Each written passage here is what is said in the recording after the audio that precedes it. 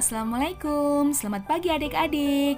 Selamat bertemu kembali dengan Ibu Yulian Oktaviani dalam pelajaran Ilmu Pengetahuan Sosial kelas 7. Bagaimana kabar kalian hari ini? Semoga kalian semua selalu dalam keadaan sehat ya, dan tentunya tetap semangat. Nah, pada kesempatan kali ini kita akan belajar materi potensi sumber daya alam dan kemaritiman Indonesia. Silahkan disimak baik-baik ya.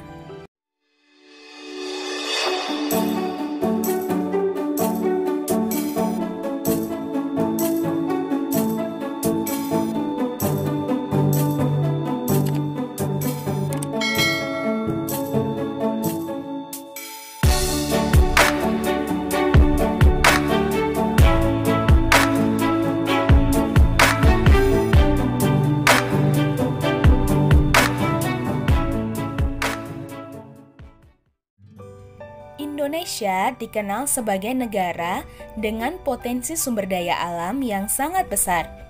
Indonesia juga dikenal sebagai negara maritim dengan potensi kekayaan maritim yang sangat besar. Sebagian besar wilayah Indonesia merupakan lautan, sehingga selain kekayaan sumber daya alam di darat, juga kekayaan sumber daya alam di laut yang tidak kalah besarnya. Nah, anak-anak, pernahkah kalian mendengar istilah sumber daya alam? Hayo, ada yang tahu? Iya, betul sekali. Sumber daya alam adalah semua bahan yang ditemukan manusia dalam alam yang dapat dipakai untuk kepentingan hidupnya. Bahan tersebut dapat berupa benda mati maupun benda hidup yang berada di bumi dan dapat dimanfaatkan untuk memenuhi kebutuhan hidup manusia. Jadi, apapun yang ada di alam yang dapat dimanfaatkan untuk memenuhi kebutuhan hidup manusia dapat dikatakan sebagai sumber daya alam. Potensi sumber daya alam Indonesia dapat dilihat dalam beragam bentuk, seperti air, tanah, udara, batuan, hutan, bahan tambang, dan yang lainnya. Itu semua tadi merupakan bentuk-bentuk sumber daya alam. Nah, pada kesempatan belajar kali ini, karena mengingat banyaknya sumber daya alam yang ada di Indonesia, maka pembahasannya pada kesempatan kali ini akan dibatasi pada sumber daya berupa hutan dan bahan tambang. So, silahkan disimak baik-baik ya. Yuk kita bahas tentang potensi sumber daya hutan. Hutan Indonesia memiliki potensi yang sangat besar, yaitu mencapai 99,6 juta hektar atau 52,3% dari luas wilayah Indonesia. Luas hutan yang besar tersebut saat ini masih dapat dijumpai di Papua, Kalimantan, Sulawesi, dan juga Sumatera. Di Jawa, luas hutan telah mengalami banyak penurunan karena terjadi alih fungsi untuk pertanian dan pemukiman penduduk. Sementara itu, alih fungsi hutan menjadi pertanian dan perkebunan banyak juga dijumpai di wilayah Sumatera dan juga Kalimantan. Selain hutannya yang sangat luas, hutan Indonesia juga menyimpan kekayaan flora dan fauna atau keanekaragaman hayati yang sangat besar. Bahkan, banyak di antaranya merupakan spesies endemik atau hanya ditemukan di Indonesia dan tidak ditemukan di tempat lainnya, seperti contoh yaitu komodo. Hasil hutan sebenarnya tidak hanya sekedar kayu. Dari hutan tropis yang dimiliki Indonesia juga dihasilkan buah-buahan dan obat-obatan. Namun demikian, hasil hutan yang banyak dikenal penduduk adalah sebagai sumber kayu. Setidaknya terdapat 4.000 jenis kayu yang 267 diantaranya merupakan kayu yang memiliki nilai ekonomis yang tinggi. Berikut merupakan jenis-jenis kayu dan sebarannya yang ada di Indonesia. Yang pertama ada kayu keruing, meranti, agatis yang dihasilkan terutama di Papua, Sulawesi, dan Kalimantan. Sedangkan di Jawa Tengah banyak menghasilkan kayu jati. Rotan banyak dihasilkan di Kalimantan, Sumatera Utara, dan Sumatera Barat. Sedangkan kayu cendana banyak dihasilkan di Nusa Tenggara Timur. Dan kayu rasa mala dan akasia banyak dihasilkan di Jawa Barat. Nah, kalau tadi sudah tahu tentang jenis-jenis kayu dan persebarannya di Indonesia, maka sekarang kita akan belajar fungsi hutan. Ayo, apa saja sih fungsi atau manfaat dari hutan itu? Silahkan disimak ya.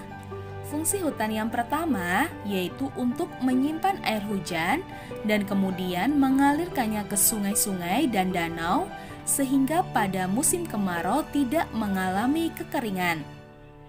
Yang kedua, sebagai tempat hidup bagi flora dan fauna yang menjadi sumber makanan dan obat-obatan.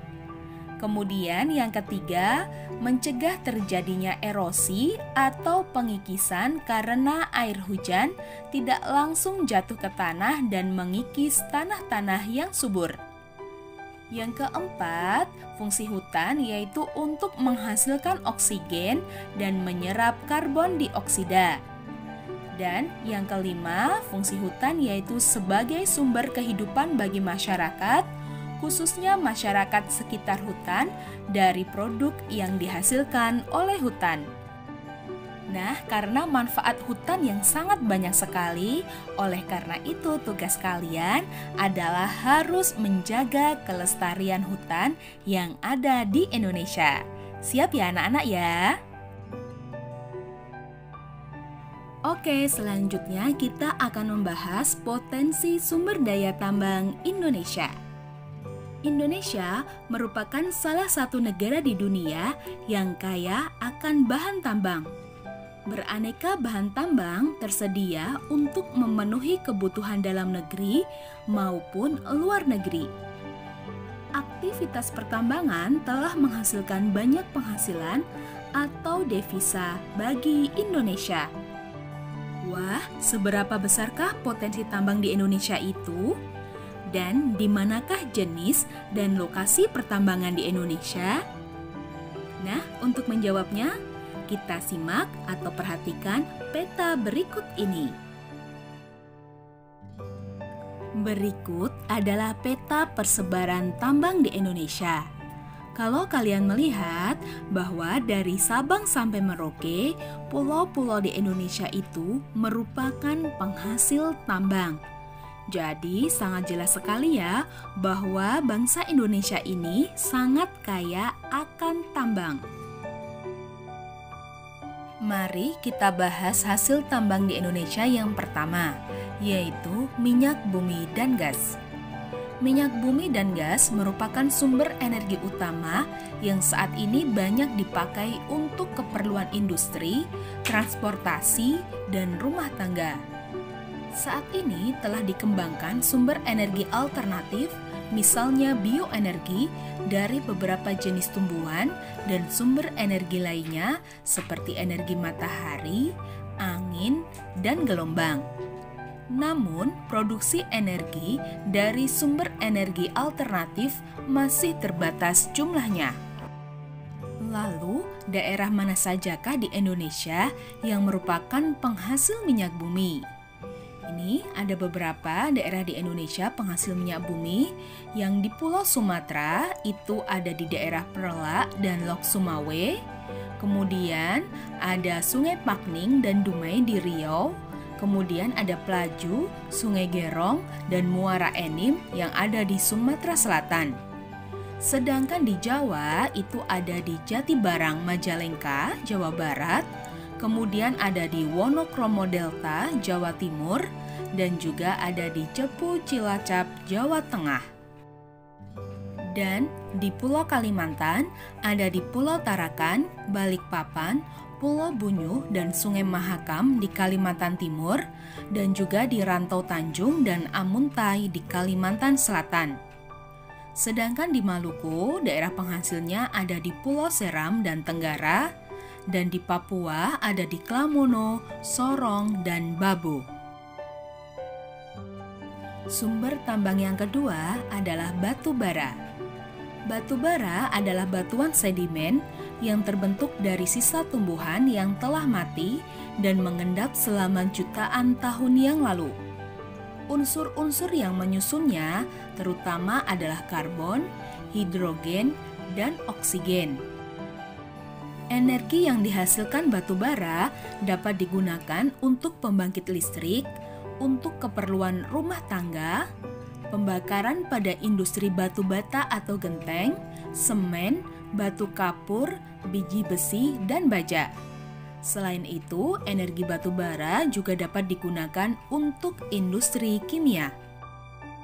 Persebaran tambang batu bara di Indonesia terdapat di Kalimantan, yaitu di Kalimantan Timur, tepatnya di Lembah Sungai Berau dan Samarinda. Sedangkan di Sumatera Barat ada di Ombilin dan Sawah Lunto. Sedangkan di Sumatera Selatan ada di Bukit Asam dan Tanjung Enim. Hasil tambang yang selanjutnya adalah bauksit. Bauksit adalah sumber biji utama untuk menghasilkan aluminium. Bauksit bermanfaat untuk industri keramik, logam, kimia, dan metalurgi. Indonesia memiliki potensi bauksit yang cukup besar, sehingga dari hasil tambang bauksit dapat dimanfaatkan untuk industri dalam negeri dan sebagian lainnya diekspor. Bauksit ditambang di daerah Kepulauan Riau, yaitu di Bintan, dan Kalimantan Barat di Singkawang. Selanjutnya ada pasir besi. Pasir besi dimanfaatkan untuk industri logam besi dan industri semen. Aktivitas penambangan pasir besi dapat ditemukan di Cilacap, Jawa Tengah, Sumatera, Lombok, Yogyakarta, Gunung Tegak di Lampung, Pegunungan Verbek di Sulawesi Selatan, dan Pulau Sebuku di Kalimantan Selatan. Dan pembahasan yang terakhir tentang potensi tambang yaitu ada emas. Emas umumnya dimanfaatkan untuk perhiasan. Daerah penghasil emas di Indonesia antara lain ada di Papua, yaitu di Freeport Timika, kemudian ada di Sambas, Kalimantan Barat, kemudian ada di Melaboh, Nangro, Aceh Darussalam, dan ada di Bolang Mongondo, Minahasa, Sulawesi Utara, kemudian ada di Rejang Lebong, Bengkulu. Setelah membahas tentang potensi tambang di Indonesia, kita akan membahas potensi kemaritiman Indonesia. Luas laut Indonesia mencakup 2/3 dari seluruh wilayah Indonesia, yaitu 5,8 juta kilometer persegi. Potensi sumber daya laut Indonesia tidak hanya berupa ikan, tetapi juga bahan tambang seperti minyak bumi, nikel, emas, dan yang lainnya. Sedangkan kekayaan yang dapat dimanfaatkan dari sumber daya laut antara lain adalah mangrove, terumbu karang, dan yang lainnya. Sumber daya tersebut dikenal dengan sumber daya pesisir. Sumber daya perikanan laut merupakan salah satu potensi sumber daya laut di Indonesia yang sejak dulu telah dimanfaatkan oleh penduduk. Laut Indonesia memiliki angka potensi lestari yang besar, yaitu 6,4 juta ton per tahun. Apa itu potensi lestari? Potensi lestari adalah potensi penangkapan ikan yang masih memungkinkan bagi ikan untuk melakukan regenerasi hingga jumlah ikan yang ditangkap tidak mengurangi populasi ikan. Selain ikan yang tersedia di laut seperti cakalang dan tuna, penduduk Indonesia juga melakukan budidaya ikan, terutama di daerah pesisir. Di pantai utara Pulau Jawa, banyak masyarakat yang mengembangkan usaha budidaya ikan dengan menggunakan tambak. Adapun jenis ikan yang dikembangbiakan di sana antara lain ada ikan bandeng dan udang. Potensi kemaritiman yang selanjutnya adalah hutan mangrove. Hutan mangrove atau hutan bakau adalah tipe hutan yang berada di daerah pasang surut air laut. Saat air pasang, hutan mangrove digenangi oleh air laut.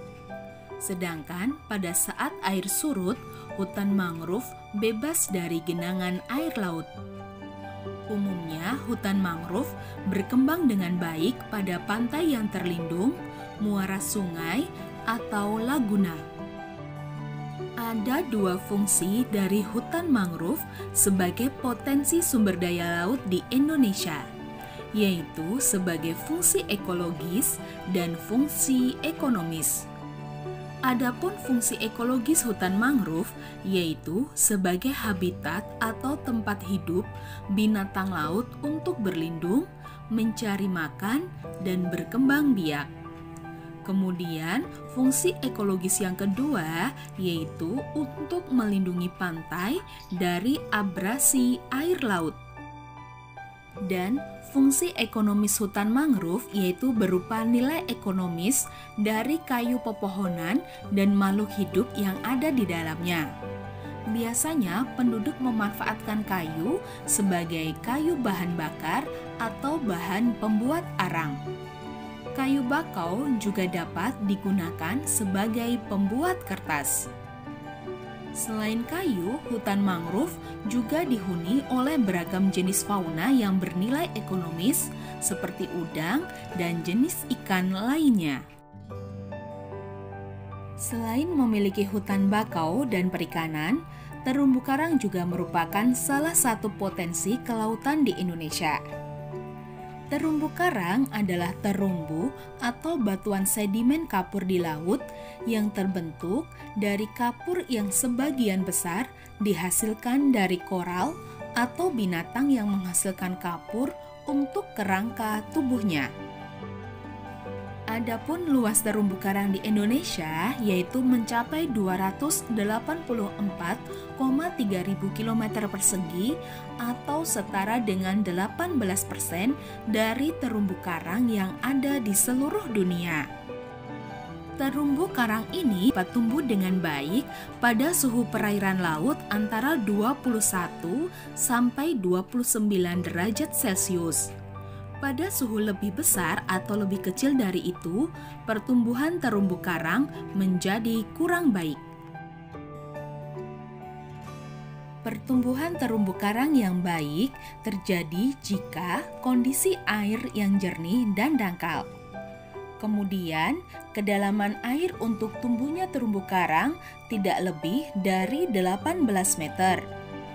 Kemudian, harus memiliki salinitas atau kandungan garam air laut yang tinggi. Oleh karena itu, terumbu karang sulit hidup di sekitar muara sungai karena kadar garam air lautnya menurun akibat bercampurnya sungai ke laut. Dan tugas kalian anak-anak, kalian harus melindungi terumbu karang dari kerusakan. Kenapa terumbu karang harus dilindungi? Karena terumbu karang memiliki banyak manfaat, baik manfaat yang bersifat ekonomis, ekologis, maupun sosial ekonomi. Nah, itu saja materi pada kesempatan kali ini. Semoga apa yang sudah Ibu sampaikan dapat bermanfaat bagi kalian. Terima kasih atas perhatiannya.